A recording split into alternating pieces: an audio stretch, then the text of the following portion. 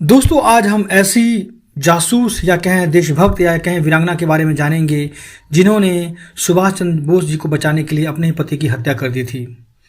दोस्तों 1857 से लेकर 1947 तक भारत की आज़ादी के लिए खूब कोशिश हुई, कई आंदोलन और कई जंग लड़ी गईं, जिनमें सैकड़ों वीरों और क्रांतिकारियों ने अपने अदम्य साहस का परिचय दिया। ना जाने कितने ही वीर वीरांगनाएं और सैनिक देश की आज़ादी कराने के लिए अपने प्राणों की बलि दे गए और कितने ही गुमनामी में मौत की नींद सो गए।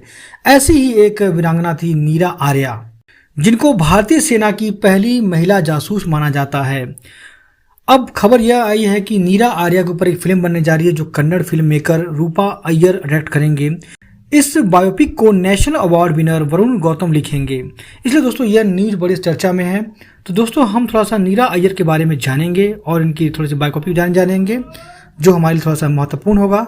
नीरा आर्या एक ऐसी साहसी वीरांगना थी जिन्होंने नेताजी सुभाष चंद्र बोस की जान बचाने के लिए अपने ही पति का कत्ल कर दिया था। बाद में इन्हें काले पानी की सजा भी काटनी पड़ी थी। जेल में इतना टॉर्चर सहा कि जान कर रूह कांप उठेगी। और फिर जब देश आज़ाद हुआ तो इस वीरांगना को किसी ने नहीं पूछा। बेहद गरीबी में नीरा आर्या गुमनामी की चादर ओढ़ इस दुनिया से चली गई। चलिए आपको और इनके बारे में बताते हैं। नीरा आर्या उत्तर प्रदेश के बागपत के खेकड़ा की रहने वाली थी और भारत की पहला महिला जासूस मानी जाती थी। उनका जन्म साल 1902 में हुआ था और साल 1998 में उनका निधन हो गया। तब साहित्यकार तेजपाल सिंह धामा ने उनका धर्मपुत्र बनकर मुख्य अग्नि दी थी। उन्होंने नीरा आर्या के ऊपर एक किताब भी लिखी थी। नीरा आर्या आज़ाद हिंद फौज में रानी झांसी रेजिमेंट में थी। इनका भाई भी आज़ाद हिंद फौज का हिस्सा था। नीरा आर्या की शादी के बारे में हम दोस्तों जानते हैं, क्योंकि शादी हर लड़की के जीवन में बहुत बड़ा महत्वपूर्ण भूमिका निभाता है आने वाले जीवन के लिए। नीरा आर्या की शादी सीआईडी इंस्पेक्टर जयरंजन दास से हुई थी, लेकिन दोनों में ही जमीन आसमान का अंतर था। जहां नीरा सच्ची देशभक्ति थी, वहीं पति जयरंजन अंग्रेजों को पूछता था और उनकी गुलामी करता था। बताया जाता है कि जयरंजन को एक बार नेताजी सुभाष चंद्र बोस की जासूसी करने और उनकी हत्या करने का काम सौंपा गया।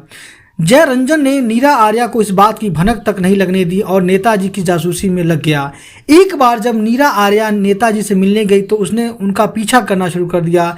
फिर उसने मौका देखकर नेताजी सुभाष चंद्र बोस पर गोलियां चलाई, पर वह उनके ड्राइवर को जान लगी। उन्होंने जब यह मंजर देखा तो पति को ही मौत के घाट उतार दिया।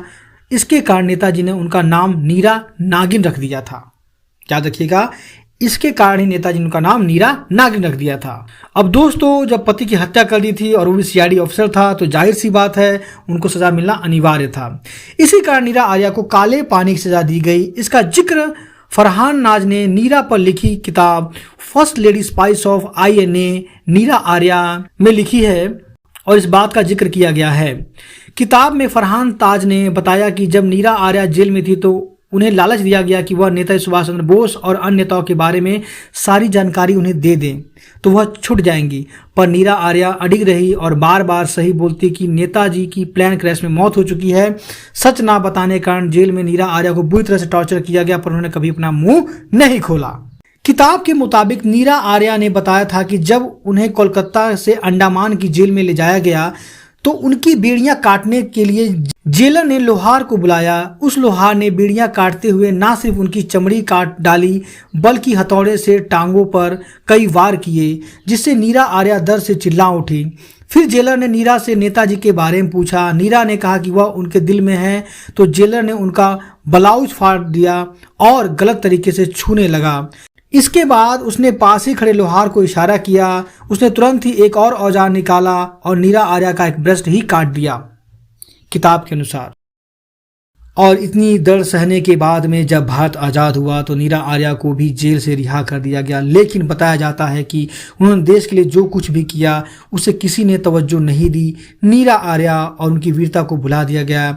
बताया जाता है कि नीरा आर्या ने आखिरी दिन बड़ी ही गुमनामी में बिताए। जेल से रिहा होने के बाद वह हैदराबाद के फलकनुमा में रहने लगी थी और वहां फूल बेचकर अपना पेट पालती थी।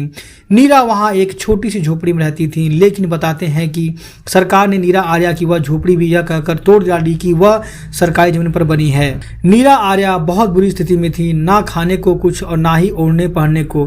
फिर 26 जुलाई 1998 को बेहद गरीबी और गुमनामी में नीरा आर्या की मौत हो गई। तो दोस्तों ये थी वीरांगना नीरा आर्या।